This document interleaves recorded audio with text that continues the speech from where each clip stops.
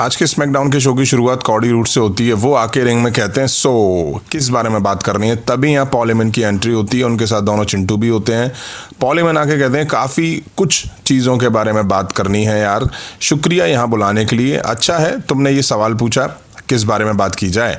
Paul Heyman दोनों चिंटुओं के साथ आके एप्रन पर खड़े हो जाते हैं। तभी रैंडी ऑर्टन भी कॉडी रूड्स के साथ आके खड़े हो जाते हैं बैकअप के लिए।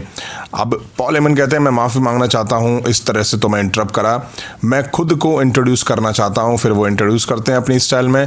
फिर वो कहते हैं मिस्टर ब्रेकर और मिस्टर रीड और मैं यहाँ पे इसलिए नहीं आए हैं, तुमसे बात करने नहीं आए हैं, हम आए हैं यहाँ ऑर्टन महोदय आपसे बात करने के लिए। डिफ़िकल्ट होता है तुमसे बात कर पाना, तुम मेरे टेक्स्ट और कॉल को आंसर नहीं कर रहे थे। मैंने कहा कि चैंपियन को साइड में लो, मिस्टर ऑर्टन अपने आप आ जाएंगे। शुक्रिया सिंसिनाटी आपका इतना प्यार देने के लिए। मैं जितने पैसे डाल सकता हूँ डालूंगा जब तुम अपनी स्ट्रेटजी को सामने लाओगे। तुम बस हारने वाले हो जब तुम इन दोनों को फेस करोगे आज की रात। ये कोई भी प्रेडिक्शन नहीं है, ये स्पॉइलर है, लेकिन ये चीज़ मुझे जाननी है जब तुम हारोगे आज की रात। अगर हम कॉडी रूड्स को हरा दें तो मैं पता है, सबको पता है, रैंडी ऑर्टन कॉडी रूड्स को देखेगा और कहेगा क्या ये है अनडिस्प्यूटेड चैंपियन, मैं कितना बेटर कर सकता अगर मैं इस पोजीशन में होता। अगर हम रैंडी ऑर्टन को हरा दें तो ऑर्टन कैसे कॉडी रूड्स को ना देखे और कहे कहाँ थे आप चैंप। दोनों तरीके से जैसे भी तुम देखो ये कभी भी लास्ट नहीं कर सकता, ज़्यादा टाइम के लिए नहीं। ये प्रेडिक्शन नहीं है, ये एक प्रोफेसी है। अब हमें सैमी ज़ैन वर्सेस कार्मेलो के बीच यूएस टाइटल के लिए ओपन चैलेंज मैच दिखना था।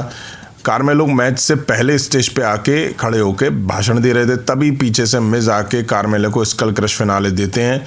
अब आते हैं अलिस्टर ब्लैक, वो आके सैमी ज़ैन के ओपन चैलेंज को आंसर करते हैं। और अब हमें सैमी ज़ैन वर्सेस अलिस्टर ब्लैक के बीच मैच दिखा।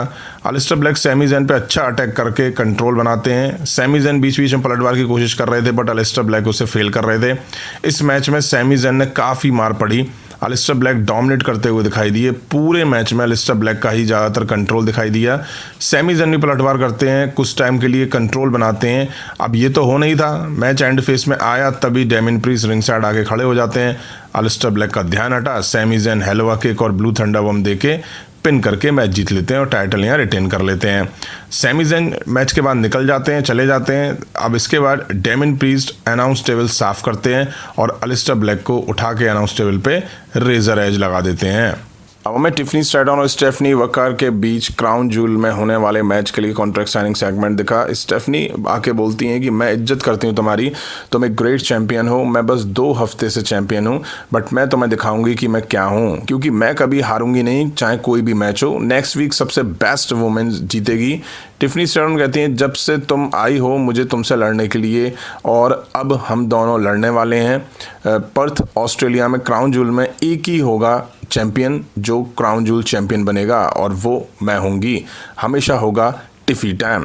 टिफनी स्ट्रैटन इसके बाद रिंग से निकल के स्टेज पे होती हैं। तभी पीछे से आके जूलिया टिफनी स्ट्रैटन पर अटैक करके रिंग में स्टेफनी वकर को आके कन्फ्रंट करती हैं। उनके साथ कियाना जेम्स भी होती हैं। अब ये दोनों रिंग में आती हैं और स्टेफनी वकर से कहती हैं कि तुमने काफ़ी मेहनत करी है चैंपियन बनने के लिए, तुम एक स्टार हो, तुम्हें पता है ये, तुम सुपरस्टार नहीं हो अभी भी। जूलिया को मैं टॉप पे ले जाना चाहती हूँ इस डिवीज़न में, तो मैं क्राउन जूल चैंपियन में बना सकती हूँ। तभी टिफनी स्ट्रैटन आके कियाना को बाहर पकड़ के खींचती हैं और स्टेफनी वकर रिंग में जूलिया पर अटैक कर देती हैं। मार दे के रिंग से इन दोनों को खदेड़ दिया जाता है। अब मेन इवेंट में हमें Cardi roads Randy Orton versus Bron Breakker Bronson read के बीच मैच दिखा। ब्रॉन ब्रेकर और रैंडी ऑर्टन मैच की शुरुआत करते हैं। शुरू में ही रैंडी ब्रॉन ब्रेकर को मार के बाहर करते हैं रिंग से। अब ये रैंडी ऑर्टन पे कंट्रोल बना लेते हैं और उनमें मार देते हैं। जैसे तैसे टैग कॉडी पर आता है। शुरू में तो वो दम दिखाते हैं बट अब ये दोनों मिलकर कॉडी रूड्स पे कंट्रोल बना के मार देते हैं। अब एंड में रैंडी ऑर्टन आरक्यू देने की तैयारी में थे ब्रॉन्सन रीड को।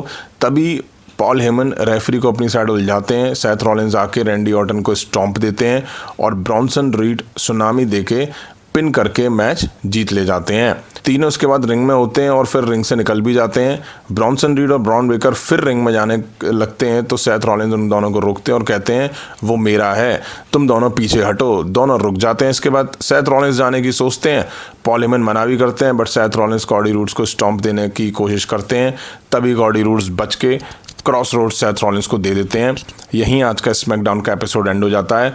शो ठीक ठाक था।